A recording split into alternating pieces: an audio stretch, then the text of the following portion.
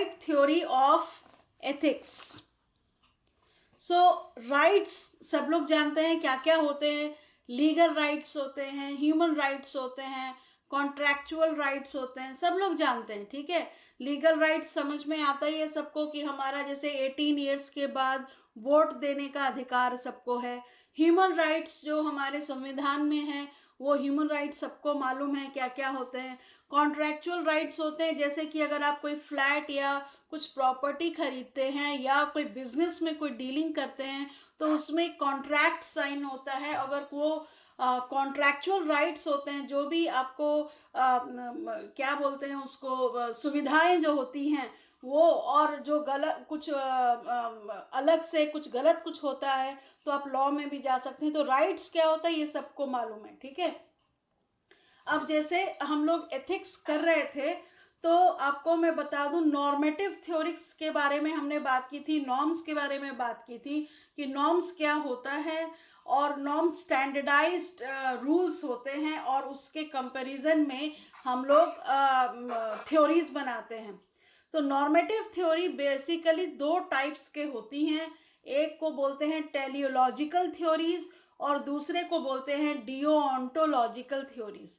तो जो हम लोग यूटिलिटेरियनिज्म जो लास्ट क्लास में पढ़े थे वो क्या है, टेलियोलॉजिकल थ्योरी है। और आज जो हम लोग पढ़ेंगे राइट्स थ्योरी वो है डिओन्टोलॉजिकल थ्योरी। अब टियोलॉजिकल मतलब होता है जो रिजल्ट पे डिपेंड करता है, कॉन्सिक्वेंसेस पे। जैसे हमने यूटिलिटेरियनिज्म में पढ़ा कि जो ज़्यादा प्लेजर देता है, जो ज़्यादा हैप्पीनेस देता है, ऐसे हमें काम करने चाहिए। तो हैप्पीनेस क्या है, कोई काम करने के बाद तो हैप्पीनेस आएगा ना, तो वो रिजल्ट यानी कॉन्सिक्वेंसेस पे डिपेंड कर रहा है, ठीक है। कि हम कॉन्सिक्वेंस अगर ये है, रिजल्ट अगर ये है कि हमको हैप्पीनेस मिल रहा है, कोई जो हमने एग्जाम्पल दिया था कि किसी की 5 लोगों की जान बच रही है, या आईपीएल मैच जो देख रहे हैं लाखों लोग देख रहे हैं तो वो हैप्पीनेस उनको मिल रहा है, कॉन्सिक्वेंसेस जो है वो हैप्पीनेस है।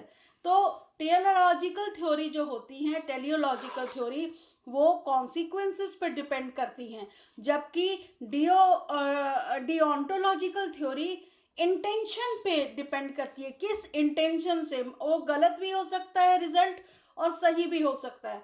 हम पढ़ाई कर रहे हैं, किसी को पढ़ा रहे हैं या कुछ अच्छा काम कर रहे हैं, हमारा इंटेंशन सही है, लेकिन हम अगर एग्जाम में out of the syllabus question आ जाए तो कोई फेल भी हो सकता है, तो रिजल्ट कुछ भी हो, और कोई टॉप भी कर सकता है। तो कॉन्सिक्वेंसेस पे डिपेंड नहीं होता है, ये इंटेंशन पे थ्योरी डिपेंड करता है, राइट थ्योरी, ठीक है। और ये आपको डिओन्टोलॉजिकल थ्योरी में आता है। अब हम इसके बारे में थोड़ा देख लें, राइट्स के बारे में। The space of rights rest on 3 principles. Number 1 is the autonomy principle. ये बोलता है we all have our own lives to lead. The space of rights must give us substantial freedom to do so while also holding us accountable for our choices। तो ये आप समझ ही गए कि हम चॉइस जो है हमारा, उसके ऊपर हमें वो हमें ज़रूर हमारी राइट है कि हम कौन सी फील्ड लें, हम क्या करें अपने लाइफ में। इसके हमारे राइट्स का हमारे ज़िंदगी में स्पेस होता है, कुछ फ्रीडम होता है, ठीक है। तो उसी को ऑटोनॉमी प्रिंसिपल कहते हैं। सेकेंड है equality principle. We are all fundamentally equal as members और citizens of the space of rights. जैसे हमारे संविधान में भी है, हमारे कानून में लिखा हुआ है देश के कि जितने भी लोग हैं सिटीजन्स हैं, उनके सभी के राइट्स के लिए स्पेस है और सभी इक्वल हैं। थर्ड है welfare principle. So our welfare matters and that value affects the rights we have. जो भी वेलफेयर के काम होते हैं, चाहे वो कॉर्पोरेट सोशल रिस्पॉन्सिबिलिटी के काम हो ऑर्गेनाइजेशन के द्वारा, वो सब क्या है, सब राइट्स हैं, ठीक है।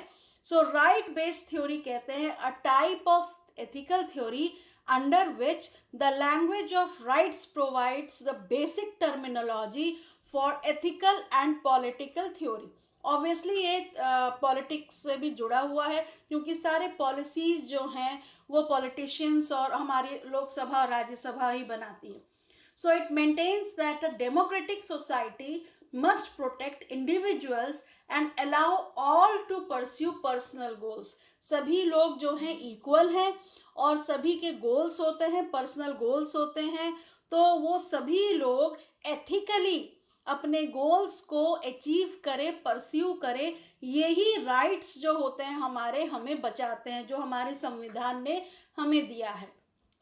तो rights are safeguards that protect the interest of the right bearer. ठीक है, तो जो भी इंसान है, इंडिविजुअल हैं, जो सिटीजन्स हैं, वो राइट बियरर हैं और उनके इंटरेस्ट को प्रोटेक्ट करने के लिए ही राइट्स, फंडामेंटल राइट्स बनाया गया है.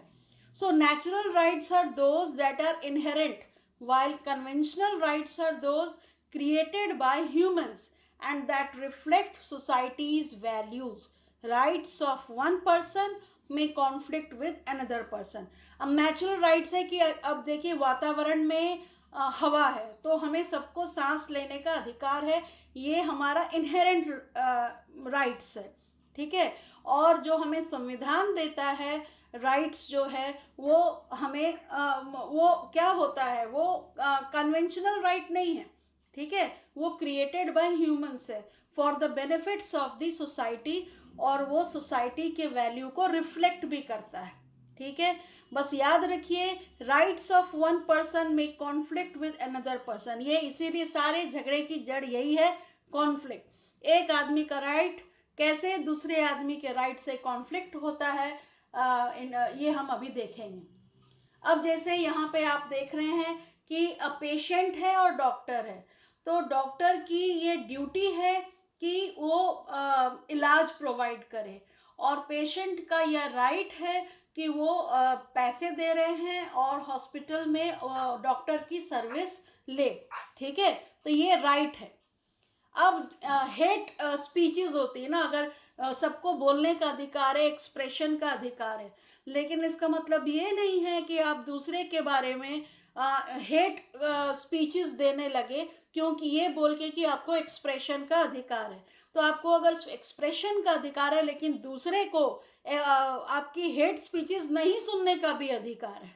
ठीक है, तो यहीं पर जो मैं बोल रही थी कि राइट जो है आपस में कॉन्फ्लिक्ट करते हैं, तो हमें राइट का तो अपना ध्यान रखना ही चाहिए, एक्सप्रेशन का है, लेकिन हमें ये भी देना चाहिए कि जो सामने वाला बंदा है वो भी हर्ट ना हो और एथिकली हमें कुछ भी एक्सप्रेशन होना चाहिए. अब एक छोटी सी चीज़ ले ली एग्जाम्पल, पॉलिटिशियंस को देख लीजिए या और भी छोड़िए, आप अपने घर में देख लीजिए. अगर आप अपने छोटे भाई बहन से बहुत ही रूडली बार बार बात करते हैं या बड़े भाई बहन से रूडली बात करते हैं या अपने पेरेंट्स से रूडली बात करते हैं, तो ठीक है, ये भी आपका एक्सप्रेशन ऑफ राइट्स है. ठीक है, राइट्स ऑफ एक्सप्रेशन है, सॉरी, लेकिन आपको एथिक्स भी फॉलो करना है क्योंकि उनका नहीं सुनना भी उनका राइट है, आपकी बकवास नहीं सुनना भी उनका राइट्स है.